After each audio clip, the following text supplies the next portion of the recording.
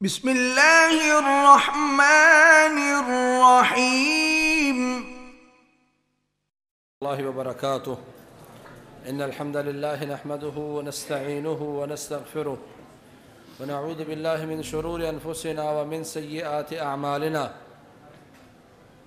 من يهده الله فلا مضل له ومن يضلل فلا هادي له. وأشهد أن لا إله إلا الله وحده لا شريك له وأشهد أن محمدًا عبده ورسوله صلى الله عليه وسلم. أما بعد فأعوذ بالله من الشيطان الرجيم. يرفع الله الذين آمنوا منكم والذين أوتوا العلم درجات. محترم بھائیوں، ساتھیوں، بزرگوں اور قابل قدر ماؤں بہنوں، اللہ تعالیٰ نے سب سے پہلے قلم کو پیدا کیا. ان اول ما خلق اللہ القلم. اللہ تعالیٰ نے سب سے پہلے قلم کو پیدا کیا. مخلوقات میں سب سے پہلے اللہ نے قلم کو پیدا کیا کہ اس قلم سے لکھا جاتا ہے، پھر لکھا ہوا پڑھا جاتا ہے، اور پھر پڑھا ہوا اس کے بعد یاد کیا جاتا ہے. آدم علیہ السلام کو اللہ نے پیدا فرمایا تو تخلیق کے بعد جو سب سے پہلا اور بڑا احسان کیا وہ علم تھا. وعلم آدم الاسماء کلھا. اور رسول اللہ صلی اللہ علیہ وسلم پر، جس کی ہم امت ہیں، پہلی وحی آئی تو اس کا تعلق بھی علم کے ساتھ. اقرأ بسم ربک الذی خلق خلق الانسان من علق اقرأ وربک الاکرم الذی علم بالقلم علم الانسان ما لم يعلم. ان ساری آیتوں میں اگر آپ آیتیں گنیں، آیتیں کم ہیں اور علم کے ساتھ تعلق رکھنے والی چیزیں زیادہ دفعہ ذکر کی گئی. قرات کا ذکر ہے، علم کا ذکر ہے، قلم کا ذکر ہے، جو دلیل اس بات کی کہ اللہ تعالیٰ نے جو دنیا میں سب سے عظیم ترین چیز تھی مخلوقات میں، جس کے ذریعے اللہ نے ساری تقدیر لکھوائی، وہ قلم تھا. پھر آدم علیہ السلام کو پہلی نعمت دی علم، پیارے پیغمبر کو پہلی وحی دی تو علم. دلیل اس بات کی کہ علم کی فضیلت اللہ کے ہاں بہت زیادہ ہے. وَرَبُّكَ الْأَكْرَمْ درمیان میں اللہ نے بیان کیا. اس کا مفسرین نے یہ بھی دلیل لی ہے کہ جس طرح ربک الاکرم کہ تمہارا رب سب سے عزت والا ہے، تو اللہ نے یہ علم قرات کا تعلق بھی اس لیے بیان کیا کہ وہ بھی سب سے افضل چیز ہے. پھر یہ علم ہمارے طلبہ علماء محنت کر کے حاصل کرتے ہیں، جس کا عوام الناس کو ادراک نہیں ہوتا کہ اس پر کتنی محنت لگتی ہے، کتنا زور لگتا ہے، کس پر کتنا دماغ لڑانا پڑتا ہے. عبید بن یعیش کہتے ہیں، بہت بڑے محدث گزرے، کہتے ہیں ما اکلت بیدی منذ 30 سنہ كانت اختی تلقمنی الطعام وانا اکتب الحدیث. کہتے ہیں 30 سال سے، عبید بن یعیش کیا فرماتے ہیں، 30 سال سے رات کا کھانا میں اپنے ہاتھ سے نہیں کھا سکا. میری بہن لقمے بنا بنا کے میرے منہ میں ڈالا کرتی تھی اور میں حدیث بیٹھا لکھ رہا ہوتا تھا. 30 سال تک میں نے اپنا ہاتھ اٹھا کے منہ کی طرف لے جا کے نہیں دیکھا. میں اتنا مصروف ہوتا تھا کہ میں حدیث لکھتا اور میری بہن لقمے بنا بنا کے میرے منہ میں دیتی. یہ دلیل اس بات کی کہ جیسے انسان کے گھر والے طلب علم میں اس کی مدد کرتے ہیں، پھر وہ بڑے بڑے عالم بنتے ہیں. بقی بن مخلد کا نام آپ نے بڑا سنا ہوگا. کہاں سے چلے ہیں؟ اندلس سے. آئے کہاں ہیں؟ بغداد میں. امام احمد بن حنبل رحمہ اللہ سے حدیث لینے آئے. پتہ چلا کہ ان پر تو آزمائش آ چکی ہے، وہ بند کر دیے گئے ہیں، وہ جیل میں ہیں، قید خانے میں ہیں، نظر بند کر دیے گئے. دل میں بڑا قلق پیدا ہوا. فقیر بن کر امام احمد بن حنبل کے دروازے پر آتے ہیں اور آ کے صدا لگاتے ہیں. امام احمد بن حنبل باہر نکلتے ہیں کچھ دینے کے لیے تو بقی بن مخلد اپنا تعارف کرواتے ہیں, اندلس سے آیا ہوں. وہ امام احمد بن حنبل جو کہتے ہیں جب وقت دنیا مرتين, میں نے حدیث کی طلب میں ساری دنیا کا 2 مرتبہ چکر لگایا. امام احمد کو سمجھ نہیں آ رہا کہ اندلس ہے کہاں, اس ملک کے بعد, اس ملک کے بعد, اس ملک کے بعد, نہیں سمجھ آ رہا. کیوں؟ آج اگر آپ گوگل پہ جا کے سرچ کریں کہ اندلس سے لے کر بغداد تک کا کتنا فاصلہ ہے, آپ حیران رہ جائیں گے.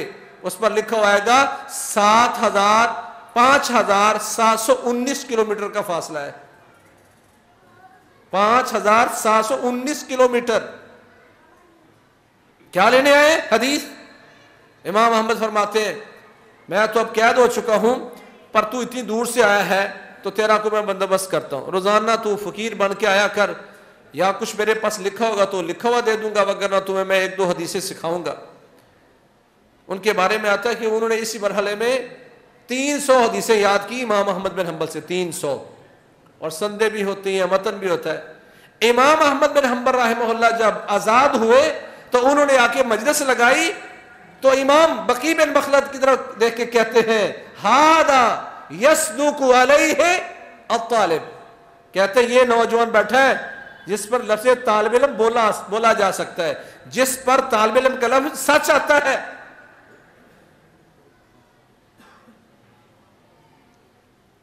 ابو طاہر کہتے ہیں بلت الدم فی طلب الحدیث مرتين, مرۃ بمکہ و مرۃ ببغداد. کہتے ہیں میں نے طلب حدیث کے لیے 2 دفعہ خون کا پیشاب کیا. پیشاب کے اوپر خون آتا تھا. کیوں آتا تھا؟ کہتے ہیں کنت امشی حافیا فی الحر, میں ننگے پاؤں گرمی میں, شدت گرمی میں جوتا نہیں ہوتا تھا میرے پاس, ننگے پاؤں میں چلا کرتا تھا. فلاحقنی ذلک, تو میرے ننگے پاؤں چلنے کی وجہ سے, گرمی کی وجہ سے پیشاب کے اوپر خون آتا تھا. طلب حدیث کے لیے کہتے ہیں یہ سارا کچھ ہوا. لوگوں نے زندگیاں لگا دی. آج تو اللہ کا شکر ہے دین ہی بڑا آسان ہو گیا. عبد الرحمن ابن القاسم امام مالک کے شاگردوں میں معروف شاگرد, مصر میں تھے. شادی ہوئی چچا زاد کے ساتھ, اور یہ بھی پتا کہ چچا زاد اب حاملہ ہے, امید سے ہے. سفر کرنے لگے تو کہنے لگے اے میری بیوی, اندازہ نہیں میں کب واپس آؤں گا, تو علم میں رکاوٹ نہ بن.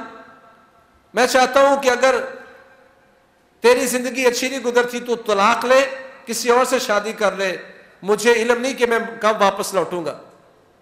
اس بیوی کا کیا حوصلہ, خامد کی طرف دیکھ کے کہتی ہے میں طالب علم ایک عالم کی بیوی بن کے بیٹھی رہوں, یہ بہتر ہے میرے لیے کہ میں کسی اور شخص کی بیوی بنوں.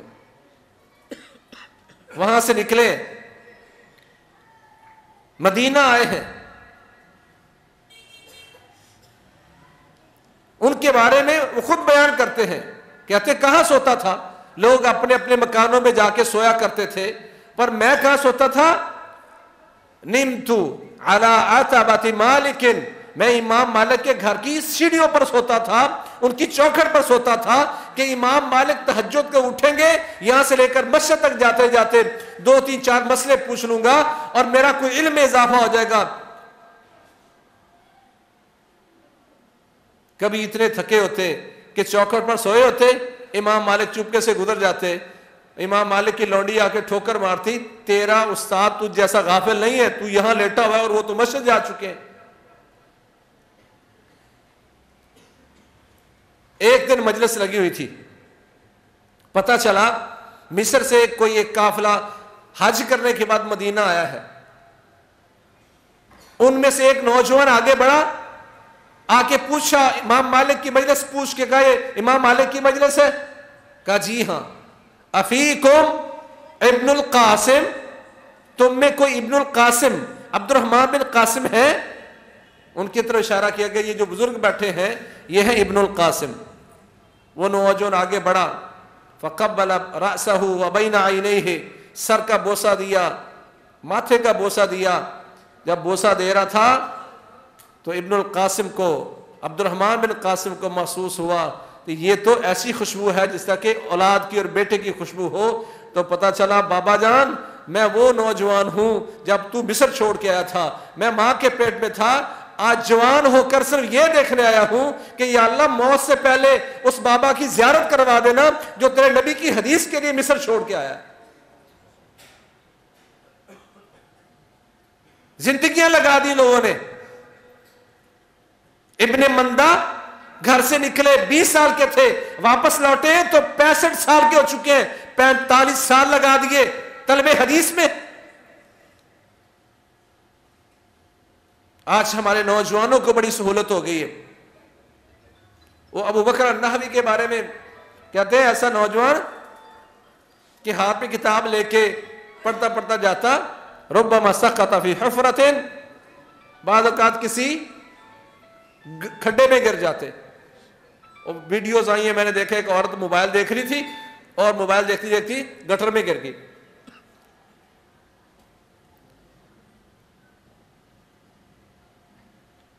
کیا شان ہوگی ان لوگوں کی؟ ربما سقط فی حفرۃ، کتاب پڑھتے پڑھتے کسی کھڈے میں گر گئے۔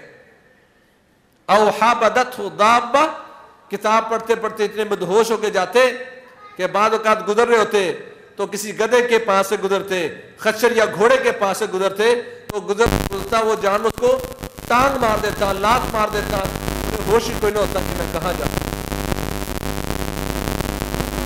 زندگی انہوں نے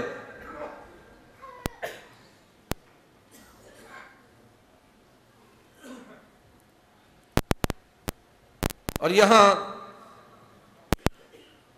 وہ لوگ جو صحیح انداز میں پڑھنے والے، محنت میں پڑھنے والے ہیں، اللہ کریم ان کو ضائع نہیں کرتا۔ اس کے پاس کچھ نہ ہو، روٹی روزی نہ ہو، معاملے ہوں، اللہ پوری کرتا ہے اور اسباب پیدا کرتا ہے۔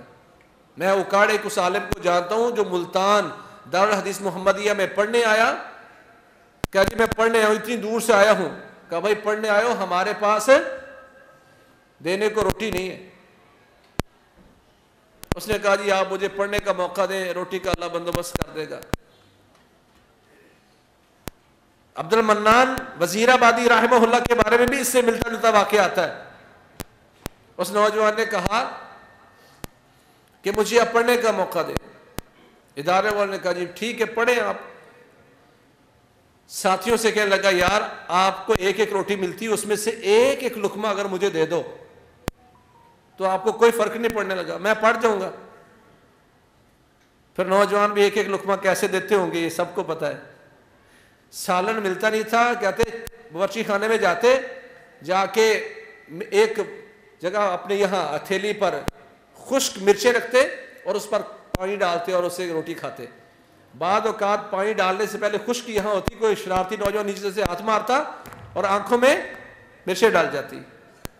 جب اس نوجوان نے سارا جامعہ ٹاپ کیا تو ادارے والے نے سمجھا یہ تو بڑا ہی محنتی بندہ ہے، اس کی بھی ایک روٹی لگا دی۔ ہمارے مفتی عبد الرحمن رحمانی صاحب رحمۃ اللہ فرمایا کرتے تھے جب ہم پڑھتے تھے تو ایک روٹی ملتی تھی، اس پر دال یا جو بھی سالن کا لگا کے اس کو مل دیا جاتا تھا، کہا بیٹا اب یہی کھانا ہے۔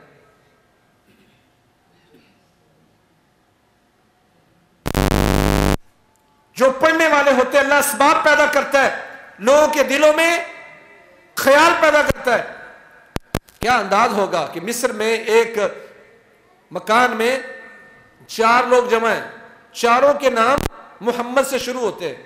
محمد بن جریر الطبری جو تفسیر جن کی لکھی گئی، محمد بن جریر، محمد بن خزیمہ، محمد ہارون، 4 امام، چاروں کے نام محمد سے شروع ہوتے ہیں۔ میرے پاس بھی کھانا ختم ہو گیا، اس کے پاس بھی ختم ہو گیا، اس کے پاس بھی ختم ہو گیا۔ ایک دن ختم ہے، دوسرا دن بھوک ہے، تیسرا دن جب بھوک مرنے لگے نا تو کہتے ہیں بھائی جس میں پڑھنے جاتے ہیں، اب تو پڑھا بھی نہیں جاتا، اب تو کچھ نظر بھی نہیں آتا. فاتفق رأيهم على أن يستهموا فمن خرجت عليه القرعة سأل لهم الطعام. انہوں نے اس بات پہ اتفاق کر لیا. وہ کہتا جی تو مانگ کے لا، وہ کہتا یار ساری عمر پڑھا پڑھایا ہوں، مانگوں میں تو مانگنا نہیں آتا، کیا تو مانگ کے لا، وہ کہتا تو مانگ کے لا. اس بات پہ اتفاق ہوا کہ قرعہ ڈال لیتے، جس کے نام قرعہ نکلا وہ مانگ کے لائے گا.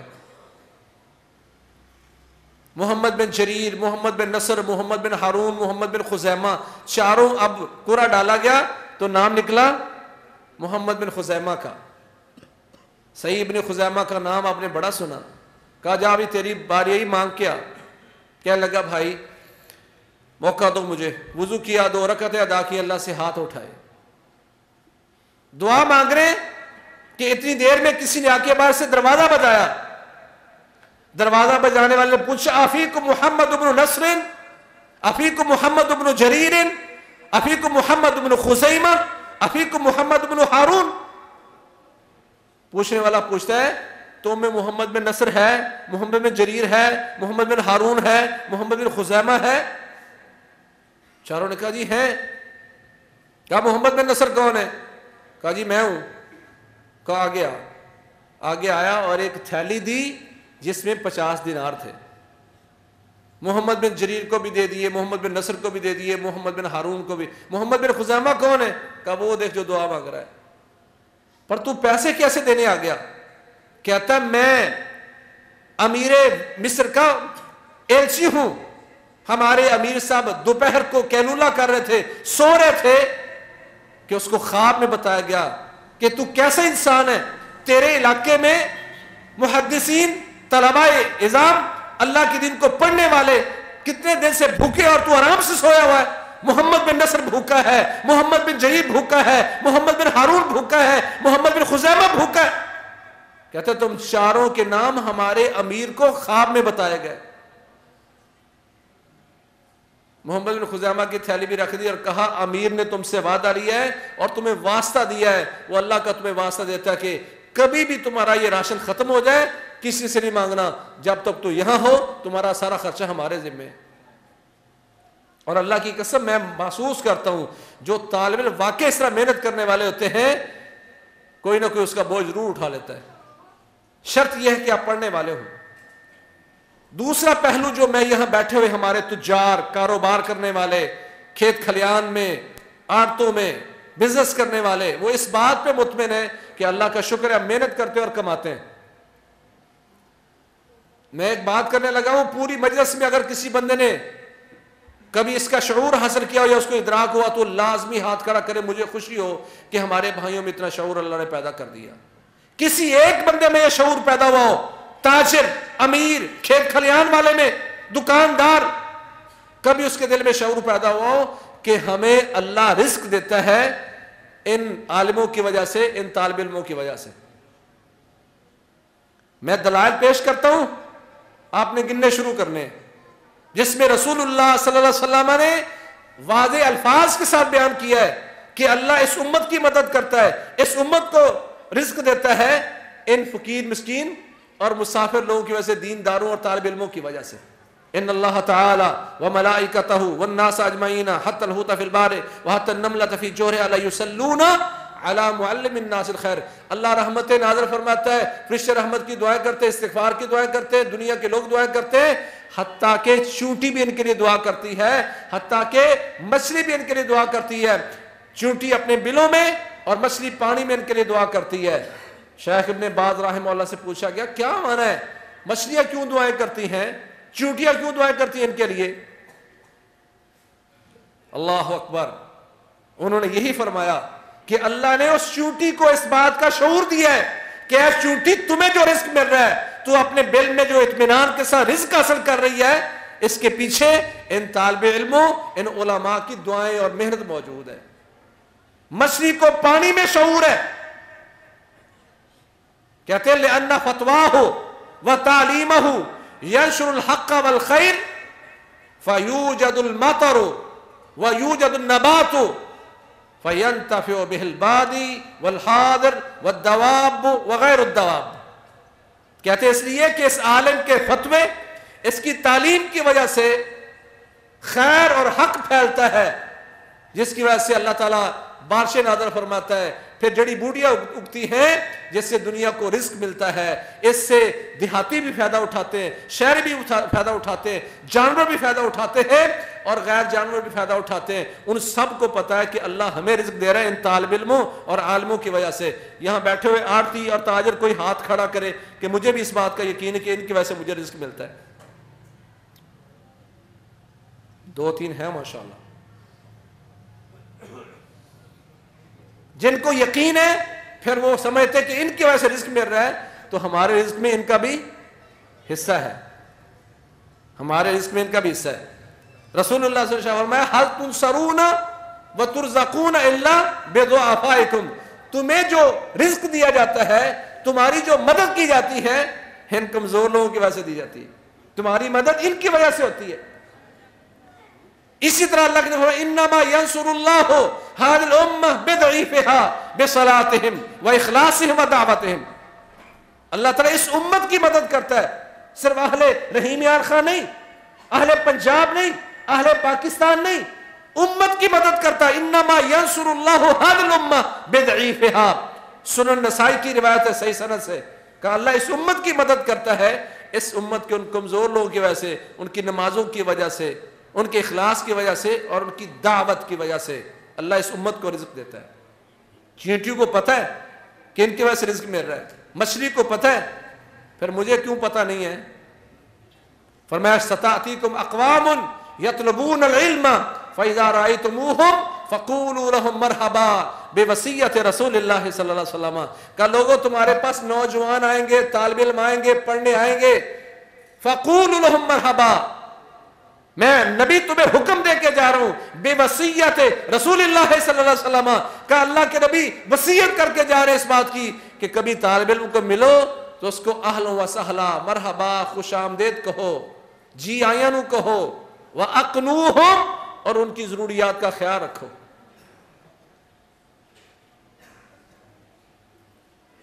سنن ترمذی کی روایت ہے کتاب الزہد میں، ایک صحابی تشریف لائے کہنے لگے یا رسول اللہ میں سارا دن کام کرتا رہتا ہوں اور میرا بھائی آ کے آپ کے پاس پڑھتا رہتا ہے، اس کو میرے ساتھ بھیجیں، میرے ساتھ آ کے کام کروائے۔ آپ نے کیا فرمایا؟ لعلک ترزق بہ، اور میرے صحابی، یہاں لعل بمانا ان ہے، میرے صحابی جو تمہیں رزق مل رہا ہے وہ بھی تیرے اس بھائی کی وجہ سے مل رہا ہے، تمہیں اس کی وجہ سے رزق مل رہا ہے۔ یہ دلائل ہیں جو اللہ کے نبی سے صحیح سندوں سے ثابت ہے کہ امت کو رزق ملتا ہے ان طالب علموں کی وجہ سے، جو بیچارے بھوکے رہ کر، کبھی سوچا ہمارے گھروں میں ہمارے بچے مرغ مسلم کھاتے ہیں، سردی گرمی میں کیا ان کا ماحول ہوتا ہے، اے سی روم میں بیٹھے ہوئے ہیں، نہیں تو یو پی ایس چل رہا ہے، ان کے بارے میں کبھی سوچا ان کے حالات کیا ہیں؟ چھٹیوں کے دنوں میں ہمارے بچے کبھی گھوم رہے ہوتے، بھائی گھر نہیں گئے، چھٹیاں ہیں، وہ کہے جی ویسے نہیں گئے، بھائی کیوں نہیں گئے؟ تحقیق پر پتہ چلتا ہے کہ گھر جانے کا کرایہ نہیں تھا، اس لیے نہیں گئے۔ فَأَقْنُوهُمْ، میں اللہ کے نبی تمہیں حکم دے کے جا رہا ہوں ان کی ضروریات کا خیال رکھنا۔ جہاں علماء نے اتنی محنت کی اور اب بھی کم یا زیادہ ہو رہی ہے، تو میں سمجھتا ہوں کہ یہ آف دی ریکارڈ معاہدہ ہے طالب علموں کا، علماء کا، تاجروں کے ساتھ، کہ وہ کہتے ہیں ہم یہاں بیٹھے ہیں اللہ کے دین کی تعلیم حاصل کرتے ہیں، یہ فرض کفایہ ہمارے ذمے، تمہارے ذمے کیا ہے؟ دنیا کمانا۔ وہ آف دی ریکارڈ کیا معاہدہ ہے؟ ہم دین پر کام کریں گے، تم دنیا پر کام کر کے دنیا کما کے ان کا سرمایہ پیش کرو تاکہ سارے ایک دوسرے کے ممد و معامل بن سکیں۔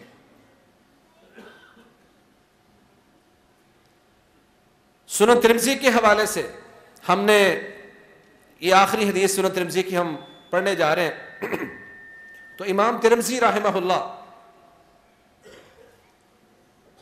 ابو عیسیٰ محمد بن عیسیٰ بن ثورہ بن موسیٰ بن الضحاک الترمذی 209 ہجری میں پیدا ہوئے، 279 میں 70 سال انہوں نے اس زندگی میں گزارے، دنیا میں گزارے، محنت کی۔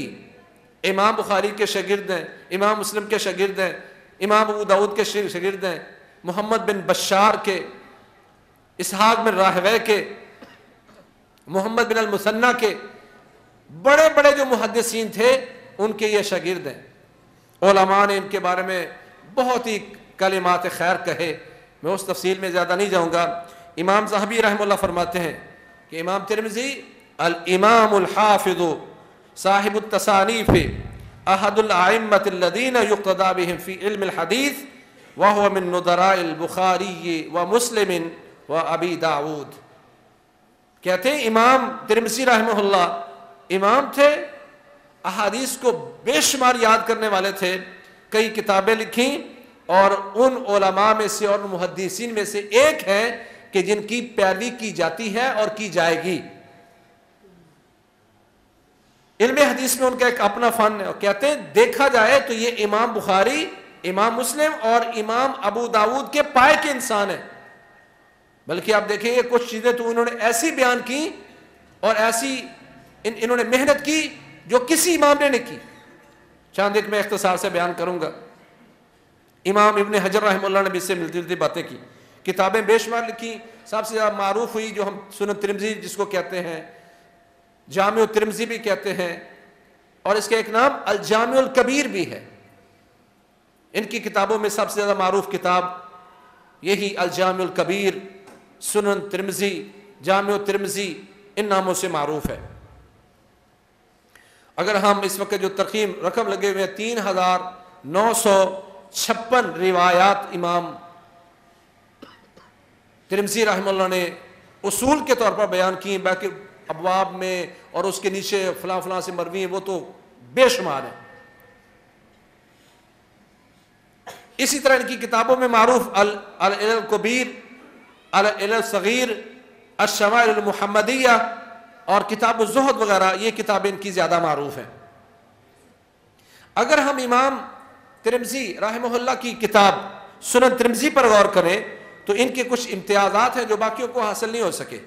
امام ترمذی رحمہ اللہ نے احادیث کی درجہ بندی کی ہے، اس لیے آپ دیکھیں گے وہ لکھیں کہیں ھذا حدیث حسن، کہیں گے ھذا حدیث حسن، کہیں ھذا حدیث صحیح، کہیں گے ھذا حدیث حسن غریب، کہیں گے ھذا حدیث صحیح غریب، ھذا حدیث صحیح حسن، حسن صحیح۔ یہ مختلف چیزیں ہیں جو ایک علم سے تعلق رکھنے والی بات، انہوں نے درجہ بندی کی ہے۔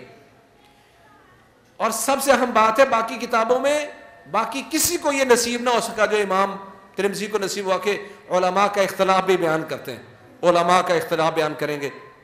جیسے انہوں نے کئی ایک ہے، جیسے باب ما جاء فی المسح علی الخفین کے باب میں انہوں نے ساری احادیث کو بیان کر کے کہا وَبِهِ يَقُولُ أَكْثَرُ أَهْلِ الْعِلْمِ مِنْ أَصْحَابِ النَّبِيِّ صلی اللہ علیہ وسلم وَالتَّابِعِينَ وَهُوَ قَوْلُ سُفْيَانَ الثَّوْرِيِّ وَمَالِكٍ وَالشَّافِعِيِّ وَأَحْمَدَ وَإِسْحَاقَ، کہ موضوع پر مسح کرنا یہ پیارے پیغمبر کے صحابہ سے مروی ہے اور ان کا قول ہے، تابعین کا قول ہے، امام سفیان ثوری نے، امام مالک نے، امام شافعی، امام احمد، امام اسحاق نے، یہ سارے ان سب نے یہی کہا کہ اس پہ مسح ہو سکتا ہے۔ یعنی گویا کہ اختلاف الفقہا بھی بیان کیا کہ ان کا قول ہے، کچھ وہ ہے جو اس کے قائل نہیں ہیں۔ حدیث اور فقہ کا بڑا خوبصورت امتزاج، بڑا جوڑا امام ترمذی رحمہ اللہ نے، جیسا کہ اگر آپ باب ما جاء فی القنوت فی الوتر کے باب میں انہوں نے حدیث بیان کی کہ رسول اللہ وعلم النبی صلی اللہ علیہ وسلم الحسن بن علی ان یقول اللہم اہدنی فی من ہدیت، کہتے ہیں کہ رسول اللہ صلی اللہ علیہ وسلم نے حضرت حسن کو یہ دعا سکھائی اللہم اہدنی فی من ہدیت۔ تو اس کے بعد بیان کیا کرتے ہیں، کہتے ہیں ان بعض العلماء قالوا بالقنوت فی الوتر، تو کچھ علماء وہ ہیں جو وتر میں اس دعا کو ضروری سمجھتے ہیں، وہ کہتے ہیں بینہم بعض الآخرین، بعض دوسرے وہ ہیں لم یفعلہ، جو اس کے قائل نہیں ہے، بیان کر دیا کہ یہ کچھ نے کہا کہ وتر میں اللہم اہدنی یہ دعا پڑھنا یہ ضروری ہے، کچھ نے کہا کہ ضروری نہیں ہے، اور صحیح بھی بات ہے کہ ضروری نہیں ہے، تو یہ فقہا کا یہاں اختلاف بیان کیا۔ اسی طرح وہ روایت جب اس باب میں لا وضوء لمن لم یذکر اسم علیہ، کہ اس بندے کا وضو نہیں ہے جس بندے نے بسم اللہ نہیں پڑھی، تو یہ حدیث بھی صحیح ہے، بسم اللہ جس نے نہیں پڑھی اس کا وضو نہیں ہے، اس پر بھی بیان کرتے ہیں. کہتے ہیں قال اسحاق ان من ترک التسمیۃ عامدا اعاد الوضوء، کہا امام اسحاق کہتے ہیں جس نے جان بوجھ کر بسم اللہ چھوڑ دی اس پر لازم ہے کہ وضو دوبارہ کرے، کیونکہ اس کا وضو نہیں ہے. وَإِن كَانَ نَاسِيًا أَوْ مُتَأَوِّلًا أَجْزَعَهُ، اگر وہ بھول گیا ہے یا وہ تعویل کرتا ہے کہ یہ روایت صحیح نہیں ہے یا فلاں مسئلہ ہے، تو اس صورت میں بسم اللہ نہیں بھی پڑھی تو اس کا وضو ہو گیا. تو یہاں اختلاف الفقہا بھی بیان کرتے ہیں اور توجیحات بھی بیان کرتے ہیں، علتیں بیان کرتے ہیں، اختلاف بیان کرتے ہیں. لا وصیت لوارث حدیث ہے کہ وارث جو ہوتا ہے نا، وارث مطلب بیٹا ہے بیٹی ہے جو آپ کے وارث بننے والے ہیں، ان کو آپ وصیت نہیں کر سکتے. ہمارے کچھ لوگ غلطی کرتے ہیں آج زندگی میں، بیٹے کو بیٹی کو وصیت کر جاتے. حدیث آپ ان اللہ قد آتى كل ذي حق حقه فلا وصیت لوارث، وارث کا وصیت نہیں کر سکتے، اگر کریں گے تو باطل ہے. وصیت سے اگر کوئی وارث لیتا ہے یہاں نہیں تو اگلے جان اس کو دینا پڑے گا، یہ مسئلہ ہے. اس روایت میں امام ترمذی نے بیان کیا کہ جو وَيُذْكَرُ أَنَّ بعض الروایات جاءت مرسلہ وأخرى جاءت متصلہ ومسندہ، کہتے ہیں کہ کچھ روایتیں مرسل آئی ہیں اور کچھ اس میں متصل آئی ہیں، یعنی یہ وہاں انہوں نے جو اختلاف ہے وہ بھی یہاں ذکر کیا اسناد کا. کبھی کبھی حدیث ضعیف کیوں ہے وہ بھی بیان کرتے ہیں، جس طرح کہ ہمارے ہاں بڑے مشہور ہے وہ حدیث ہے اِنَّ لِكُلِّ شَيْءٍ قَلْبًا وَقَلْبُ الْقُرْآنِ یاسین، کہ ہر شے کا کوئی دل ہوتا ہے اور قرآن کا دل یاسین ہے. ہمیں آج تک نہیں پتا کہ یہ روایت موضوع ہے، من گھڑت ہے، صحیح سند سے ثابت نہیں ہے، یعنی یہ روایت ہے ہی نہیں، خود بنائی ہے لوگوں نے. یہ روایت موضوع ہے، اس کو امام ترمذی نے بیان کیا کہ یہ روایت ضعیف ہے. وہاں بیان کرتے ہیں ہارون ابو محمد شیخ مجہول، کہتے ہیں اس میں جو راوی ہے نا ہارون ابو محمد وہ مجہور راوی ہے. تو یہاں اس کا ضعیف ہونے بتایا ہے، وجہ بتائی ہے، یہ ضعیف ہی نہیں بلکہ موضوع اور من گھڑت روایت ہے. تو امام ترمذی رحمہ اللہ اس طرح کی روایات بھی یہاں بیان کرتے ہیں، راویوں کی وضاحت کرتے ہیں، فلاں راوی کون، اس کا نام کیا ہے، یہ بھی بہرحال طلباء کے ساتھ اس کا تعلق ہے. آخر میں جو ہم نے حدیث پڑھی اس کے حوالے سے، طلباء کے حوالے سے تھوڑی سی سند میں ذکر کروں گا اور اس کے بعد اس کا متن ہم پڑھیں گے انشاءاللہ. سند آپ لوگوں نے سنی، سند میں پہلا راوی ہے موسیٰ بن ہارون. تو طلباء کو چاہیے کہ لکھیں، اس کو قلم ہونا چاہیے طالب علم کے پاس. حدیث ہے قید العلم بالکتاب، علم کو لکھ کر قید کیا کرو. کسی ایک کے پاس بھی قلم نہیں ہوگا، یہ حیرانگی کی بات ہے. تو یہ پہلا راوی اس میں ہارون بن موسیٰ، اس کے بارے میں لا بأس بہ، یعنی ایک ایسا راوی ہے کہ چل جائے گا. دوسرا راوی اس میں اس کا باپ ہے موسیٰ بن ابو القمہ، یہ مجہور راوی ہے، یعنی ضعیف ہے، مجہول ہے. تیسرا راوی ہے ہشام بن سعد المدنی، صدوق لہ اوہام، کہ یہ ایک ایسا راوی ہے جو صدوق ہے. صدوق کہتے ہیں جس کا حافظہ تھوڑا سا کمزور ہو، اسی لیے جب ہم اس حدیث پر حکم لگاتے ہیں تو ہم کہتے ہیں سندہ ضعیف والحدیث حسن،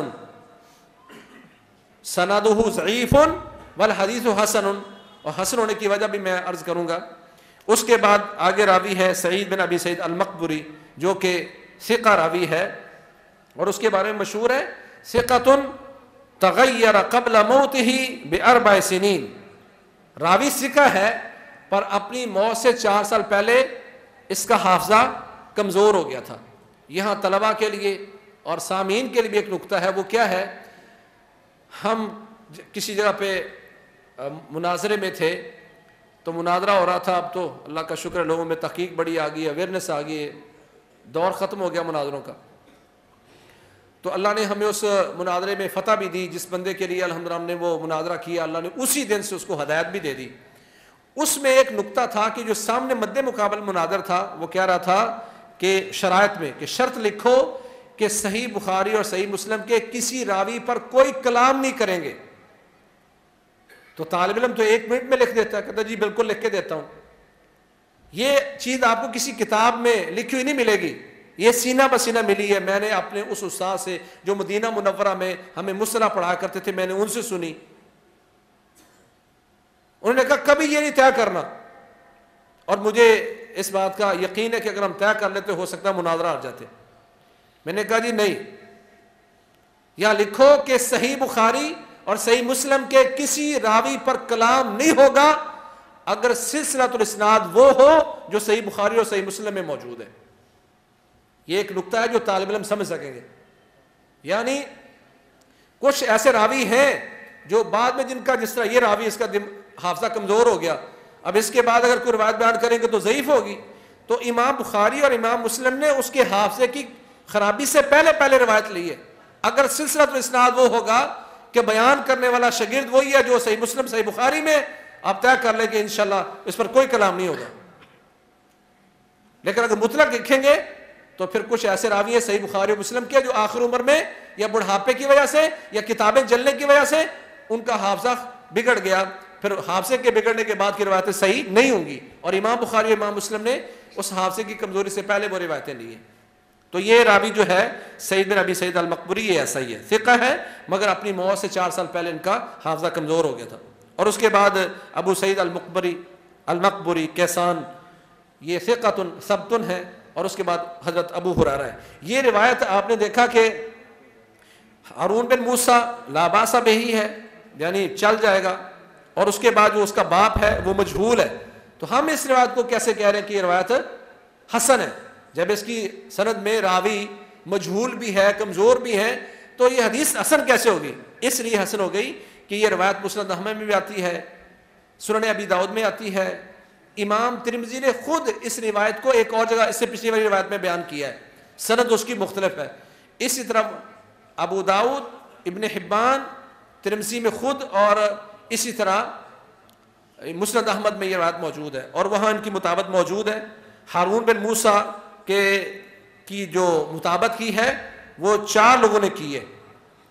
ہارون بن موسیٰ جو لا باس بہ، 4 لوگوں نے اس کی مطابقت کی ہے. محمد بن بشار نے جو ترمذی کے ہیں ثقہ راوی ہے، محمد بن عبداللہ بن زبیر جو ثقۃ ثبت ہے، اور اس کی مطابقت کی مسند احمد میں انہوں نے. احمد بن سعید الحمدانی ہے، صدوق ہے. ابو داود میں موسیٰ بن مروان ہے، مقبول ہیں. تو گویا مقبول راوی، صدوق راوی، ثقہ راوی اور ثقۃ ثبت، اتنے راویوں نے اس کی مطابقت کی ہے، جس کی وجہ سے یہ ہارون بن موسیٰ بھی لا باس بہ سے نکل کر اس کی روایت صحیح تک پہنچ جائے گی، بشرطے کہ ہشام کی مطابقت ہمیں کہیں سے مل جاتی، کیونکہ وہ اکیلا راوی ہے اور وہ صدوق ہے. اس کی کسی نے مطابقت نہیں کی، اس لیے روایت حسن شمار ہوتی ہے. اور اس کے جو باپ ہے مجہول تھا، موسیٰ بن ابو القمہ، تو اس کی بھی مطابقت 3 لوگوں نے کی ہے. ابو عمرو العقدی نے ترمذی میں جو ثقہ ہیں، ابن وہب میں یعنی عبداللہ بن وہب نے جو ثقۃ حافظ عابد ہے، وہ ابو داود میں ہے اور انہوں نے ان کی مطابقت کی ہے. اسی طرح ابو مسعود المعافی جو کہ ثقۃ عابد فقیہ ہے، انہوں نے مطابقت کی ہے. تو اس اعتبار سے یہ روایت حسن ہے. روایت کیا ہے کہ اللہ کے نبی صلی اللہ علیہ وسلم نے شاہ فرمایا، ان اللہ قد اذهب عنکم ابیۃ الجاہلیہ، لوگوں اللہ تعالیٰ نے تم سے جاہلیت کی نخوت کو، جاہلیت کی فخر کو، تکبر کو دور کر دیا ہے. ان اللہ قد اذهب اللہ عنکم ابیۃ الجاہلیہ، اللہ تعالیٰ نے تم سے جاہلیت کی نخوت کو، جاہلیت کے تکبر کو دور کر دیا ہے. وفخرها بالآباء، اور اپنے آباء و اجداد پر فخر کرنا، میں خان صاحب ہوں، میں چودھری صاحب ہوں، کہا اللہ تعالیٰ نے یہ تم سے ختم کر دیا ہے. اب تم میں فخر اللہ نے ختم. یہ پیارے پیغمبر کا ایک خطبہ ہے جس میں رسول اللہ صلی اللہ علیہ وسلم نے یہ بات بیان فرمائی تھی کہ لوگوں اللہ نے تم سے جاہلیت کا تکبر، جاہلیت کی نخوت اور جاہلیت کا فخر ختم کر دیا ہے. کیونکہ اس سے پچھلی والی روایت میں جو امام ترمذی نے ہی بیان کی ہے اس میں کیا ہے؟ فرمایا لا ینتہین اقوام یفتخرون بآبائہم الذین ماتوا انما ہم فحو جہنم، انما ہم فحم جہنم. کہا ان لوگوں کو رک جانا چاہیے جو جاہلیت میں مرنے والے اپنے آباء و اجداد پر فخر کرتے ہیں، جو کہ جاہلیت میں مر گئے، وہ تو جہنم کا کوئلہ ہے. یہ دلیل اس بات کی کہ پیارے پیغمبر فرما رہے صحابہ کو کہ صحابہ جو تمہارے آباء و اجداد جاہلیت میں مر گئے، اسلام سے پہلے مر گئے، وہ تو جہنم کا ایندھن بن گئے، ان پر کس چیز کا فخر کر رہے ہو؟ کہا یا تو تم ان پر تکبر کرنا، اپنے آباء و اجداد سے فخر کرنا، تکبر کرنے سے رک جاؤ، یا کیا ہوگا؟ او لیکونن اہون علی اللہ من الجعل الذی یدہدل خراء بانفہ، اگر تم اپنے آباء و اجداد پر فخر کرنے سے نہیں رکو گے تو تم گوبر کے اس کیڑے سے بھی اللہ کے ہاں زیادہ ذلیل ہو جاؤ گے جو اپنی ناک سے گندگی کو گھسیٹتا رہتا ہے۔ جعل کہتے ہیں، یہ اکثر لوگ دیہات میں رہنے والے، کہ اگر آپ کسی جانور کے گوبر کو 2-4 دن بعد ہٹائیں نا تو اس میں سے ایک موٹا سا کیڑا نکلتا ہے۔ کوئی بھائی بتائے گا کیا اس کو اپنی زبان میں کہتے ہیں؟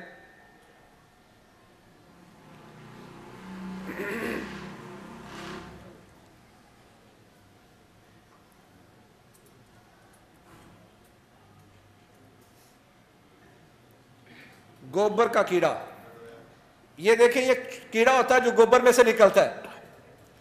میں انشاءاللہ اس کی بھی وضاحت کروں گا اور مزید بھی اس پہ روایتیں بیان کروں گا۔ تو جو گوبر ہوتا ہے نا کسی بھی گائے کا، بھینس کا، اس کو آپ کچھ دن پڑا رہنے کے بعد اٹھاتے ہیں تو اس سے ایک کیڑا نکلتا ہے۔ فرمایا یا تو اپنے آباء و اجداد پر فخر کرنے سے ٹل جاؤ، یا اللہ کے ہاں تمہاری قدر اس کیڑے سے، گوبر کے کیڑے سے بھی گندی ہو جائے گی جو اپنی ناک سے گوبر کو گھسیٹتا رہتا ہے۔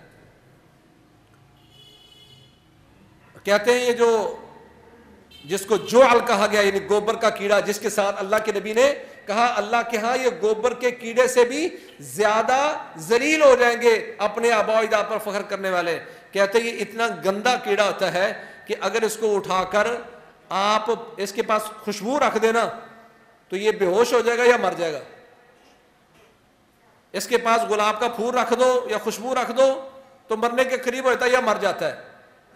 تو لوگ سمجھتے ہیں مر گیا ہے، آپ اس کو اٹھا کے وہاں گوبر کے پاس رکھ دے پھر زندہ ہو جاتا ہے، مرا کوئی نہیں ہوتا۔ یعنی یہ گندگی، یعنی اللہ کے نبی نے یہ تمثیل دی ہے کہ تم اپنے آباء و اجداد پر فخر کرنے سے بچ جاؤ، یا اللہ تعالیٰ کے ہاں تم اس گوبر کے کیڑے سے بھی زیادہ ذلیل ہو جاؤ گے جو اپنی ناک سے ہر وقت گندگی گھسیٹتا رہتا ہے۔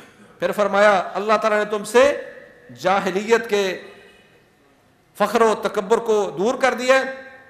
پھر کہا مؤمن تقی و فاجر شقی، کہا یہاں دیکھ لو کہ آپ کیا ہیں۔ کہا مومن جو ہوتا ہے وہ تقوی والا ہوتا ہے، مومن تقوی والا ہوتا ہے، پرہیزگار ہوتا ہے۔ اور اگر بندہ متقی ہے تو اس کو تکبر، اس کی شان نہیں ہے، اس کو جچتا ہی نہیں ہے کہ وہ تکبر کرے، کیونکہ یہ مومن ہے۔ اور مومن کیا ہوتا ہے؟ متقی ہوتا ہے۔ والعاقبۃ للتقوی والعاقبۃ للمتقین، تقوی کا انجام بڑا اچھا ہوتا ہے، متقین کا انجام بڑا اچھا ہوتا ہے، اور اچھے انجام والا متکبر نہیں ہوتا۔ ان اکرمکم عند اللہ اتقاکم، متقی بنو گے تو تکبر نہیں کرو گے، اور اگر تکبر آ گیا تو پھر ایمان کی کمزوری ہے۔ کہا مؤمن تقی، اپنے آباء و اجداد پر فخر کرنے والا متقی نہیں ہوتا، ایمان کا دعویٰ کرنے والا اپنے دعوے میں سچا نہیں ہوتا۔ دیکھ لو کہ تم اپنے آباء و اجداد پر یوں تکبر کرتے ہو کہ نہیں کرتے۔ آج ہم اپنے بچوں کو سکھاتے ہیں، کوئی اپنے آرائی ہونے پر فخر کرتا ہے، کوئی اپنے گجر ہونے پر فخر کرتا ہے، کوئی اپنے بھٹی ہونے پر فخر کرتا ہے، کوئی اپنے خان ہونے پر فخر کرتا ہے۔ کس چیز کا فخر ہے؟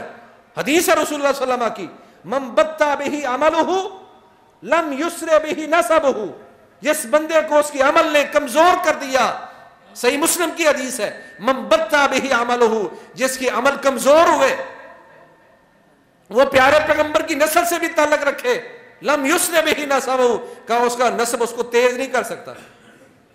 عمل سے اس کا اچھا ہونا اس کی عمل سے اچھا ہوگا۔ من بطا بہ عملہ لم یسر بہ نسبہ۔ تقویٰ وہ ہوتا ہے ایمان کی بنیاد پر، اور ایمان تقویٰ دیتا ہے، اور مومن اور متقی کبھی فخر نہیں کرتا۔ میں آل رسول ہوں، میرا باپ یہ تھا، میں کمشنر کا بیٹا ہوں، میں ایم پی اے کا بیٹا ہوں، میں فلاں ذمہ دار کا بیٹا ہوں، یہ کوئی فخر کی بات ہے؟ کہا ٹل جاؤ اس سے، مگر اللہ کے ہاں تم اس گوبر کے کیڑے سے بھی زیادہ ذلیل ہوگے اللہ کے ہاں۔ پھر کہا وفاجر شقی، گناہ گار مجرم بدبخت ہوتا ہے، اور بدبخت کو تکبر جچتا ہے؟ وہ کمزور انسان ہے، وہ ذلیل انسان ہے، اور ذلیل کو تکبر جچتا ہی نہیں ہے۔ مومن اپنے تقوی کی وجہ سے تکبر نہیں کرے گا، اور گناہ گار مجرم اپنے گناہ کی وجہ سے ذلیل و کمزور ہے، تو اس کو کیا حق ہے کہ وہ تکبر کرے؟ بھائیو، ہم چھوٹی چھوٹی باتوں پر بڑا ہی تکبر کر جاتے ہیں۔ آگے آپ نے فرمایا والناس بنو آدم، لوگ سارے کے سارے آدم کے بیٹے ہیں، جو شیخ تھا، جو چودھری تھا، جو خان تھا، جو رانا تھا، یہ سارے کے سارے آدم علیہ السلام کی اولاد ہیں، سب کی ابتدا آدم علیہ السلام ہے۔ اور وہ فرمایا وآدم من تراب، اور حضرت آدم علیہ السلام مٹی سے پیدا کیے گئے ہیں۔ جو مٹی سے پیدا ہوتا ہے اس کو تکبر کا حق ہی کوئی نہیں ہے۔ ہمارے اسلاف کیا سمجھا کرتے؟ وہ کہتا پتہ نہیں میں کون ہوں، وہ کہتے پتہ ہے تو کون ہے، بدبودار نطفے سے پیدا ہوئے ہو اور کیڑوں کی خوراک بننے والے ہو، اور درمیان اب جو چل پھر رہے ہو نا، پیٹ میں گندگی اٹھائے پھر رہے ہو، یہ تمہاری حقیقت ہے۔ کس بات پر تم تکبر کرتے ہو؟ کہا تکبر تمہیں جچتا نہیں ہے۔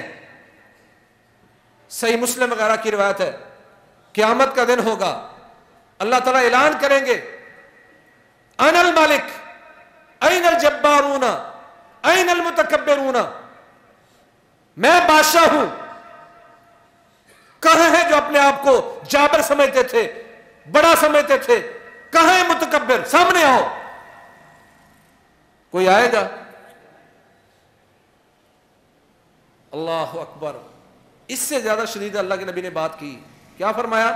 سنن ترمذی میں ہمارے ان بچوں نے پڑھا، سنن ترمذی کی روایت ہے، اس حدیث پر غور کریں اور اس کے بعد پھر اپنے آپ کو رکھ کے تولے کہ میں کہاں کھڑا ہوں۔ آگے نہیں کہ نہیں درست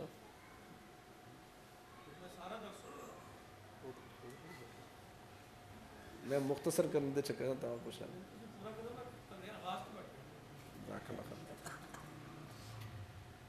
میرے بھائیو، اس حدیث پر غور کرنا، اس کے بعد اپنا جائزہ لینا کہ ہم کہاں کھڑے ہیں۔ پیارے پیغمبر فرماتے ہیں یحشر المتکبرون یوم القیامت امثال الذر فی صور الرجال، لا الہ الا اللہ، یحشر المتکبرون یوم القیامت امثال الذر فی صور الرجال، قیامت کا دن ہوگا، تکبر کرنے والوں کو اکٹھا کیا جائے گا، اللہ کیا جمع کیا جائے گا، امثال الذر، ذر کہتے ہیں چونٹیوں کی اس قسم کو جو نہایت باریک ہوتی ہے، براؤن قسم کی چھوٹی چھوٹی چونٹیاں، کاٹتی بھی ہیں، نظر نہیں آتی کہ کیا کسی چیز نے کاٹا ہے، تو جب پکڑتے تو تھوڑی سی کوئی چیز آپ کو محسوس ہوتی ہے، یعنی چونٹیوں کی سب سے باریک قسم اللہ ان کو بنائے گا، فی صور الرجال، پر شکلیں ان کی کیا ہوں گی؟ انسانوں جیسی ہوں گی، ناک بھی ہوگی، آنکھیں بھی ہوں گی، ہاتھ بھی ہوں گے، اللہ اس کو ریڈیوس کرتا کرتا کرتا کرتا چھوٹا کرتا، جو اپنے آپ کو بڑا سمجھتا تھا میں کوئی چیز ہوں، کہا یحشر المتکبرون یوم القیامت امثال الذر فی صور الرجال،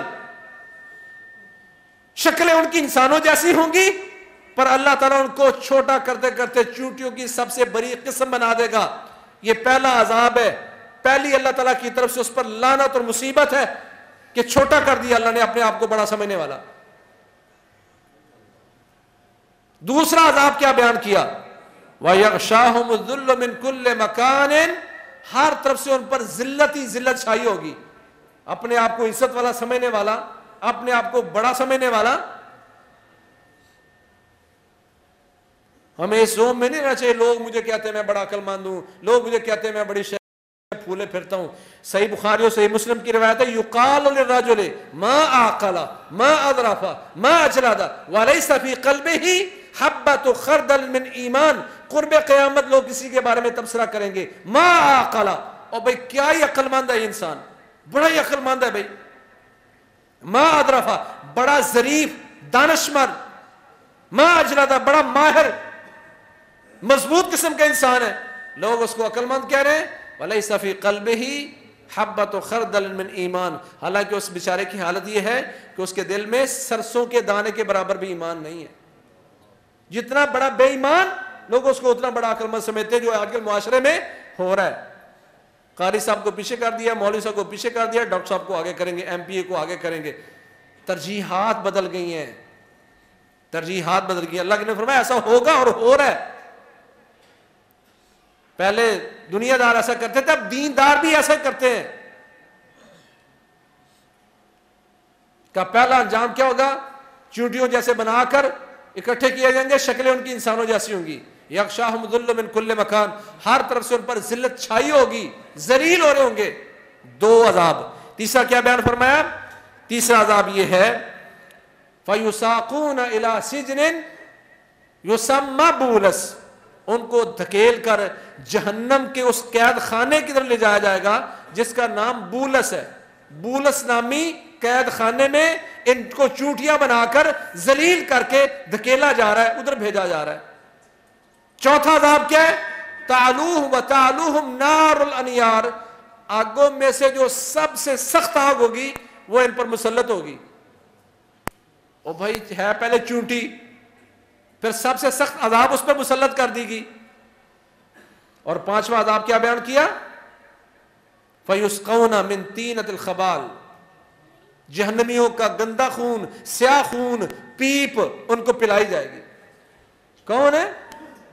اپنے آپ کو بڑا سمجھنے والے، فخر و تکبر کرنے والے۔ قَدْ أَذْهَبَ اللَّهُ عَنْكُمْ أُبِّيَّةَ الْجَاهِلِيَّةِ، یہ جاہلیت کا کام، اس طرح کے فخر کرنا، اپنے عوائد پر تکبر کرنا، اپنے علم پر، اپنی دولت پر، کسی چیز پر بھی تکبر کرنا۔ انجام کیا ہے؟ 5 عذاب۔ چونٹیاں بنا دی گئی ہیں، ذلتیں چھائی ہوئی ہیں، جہنم کی طرف دھکیلا جا رہا ہے، سب سے سخت آگ ان پر مسلط کی گئی ہے، جہنمیوں کا خون ان کو پلایا جا رہا ہے، پیپ پلائی جا رہی ہے۔ اللہم لا تجعلنا منہم۔ حضرت عبداللہ بن عمر رضی اللہ تعالیٰ عنہ بیٹھے تھے ایک چٹان پر، تو عبداللہ بن عمر آئے، تو حضرت عبداللہ بن عمر نے حضرت عبداللہ بن عمر رضی اللہ عنہ کو پکڑ کے اپنے ساتھ اس چٹان پر بٹھا لیا، تو کہنے لگے بھائی کچھ بیان کرو، کوئی نصیحت کرو۔ وہ تو نصیحت کر کے چلے گئے، پر اس چٹان پر بیٹھے عبداللہ بن عمر دھاڑے مار مار کے رو رہے ہیں، اونچی اونچی آواز سے رو رہے ہیں۔ اللہ کرے کوئی ہم میں اس میں یہ تڑپ پیدا ہو جائے اور اس میں یہ سوچ پیدا ہو جائے اور وہ اللہ سے یوں بل بلا کے رو اٹھے جس سے حضرت عبداللہ بن عمر رو رہے تھے۔ ساتھیوں نے پوچھا کیوں رو رہے ہیں؟ کہتے ہیں ابھی عبداللہ بن عمر بن عاص بتا گئے ہیں کہ اللہ کے نبی نے فرمایا لا يدخل الجنت من کان فی قلبہ مثقال حبۃ من الکبر، جس بندے کے دل میں سرسوں کے دانے کے برابر بھی تکبر ہوا اللہ کی جنت میں نہیں جائے گا۔ اور میں اس بات پہ بیٹھا رو رہا ہوں کہ ایونا، ہم میں کون ہے جس کے دل میں رائی کے دانے کے برابر بھی تکبر نہیں ہے؟ ہم تو تکبر میں پڑے ہوئے ہیں۔ اس بات پہ رو رہا ہوں کہ ہم میں کون ہے جس کے دل میں ایک سرسوں کے دانے کے برابر بھی تکبر نہیں ہے؟ سارے ہی ایسے ہیں، اس بات پہ رو رہا ہوں۔ تو اللہ کریم ہمیں متواضع بننے کی توفیق نصیب فرمائے۔ تکبر اللہ کی چادر ہے، اسی کے لائق ہے، اسی کے لیے اللہ تعالی ہمیں توفیق دے کہ ہم اسی کا حق سمجھیں اور اسی کو عطا کریں اور اسی کو دیں، اور اللہ تعالی ہمیں اس مصیبت سے محفوظ فرمائے۔ مرض ہے، اللہ تعالیٰ اس سے محفوظ فرمائے۔ ولا تسعر خدك للناس ولا تمش في الارض مرحا ان اللہ لا يحب كل مختال فخور۔ اللہ تعالیٰ جو کچھ کہا سنا اس پر عمل کی توفیق نصیب فرمائے۔ اللہ تعالیٰ جو کہا سنا اس کو ہمارے لیے حجت بنائے، جنت الفردوس کا ذریعہ بنائے، اس کو اللہ ہمارے خلاف حجت نہ بنائے، جہنم جانے کا ذریعہ نہ بنائے۔ فاقول قولی ھذا واستغفر لي ولكم سبحانك اللهم وبحمدك اشهد ان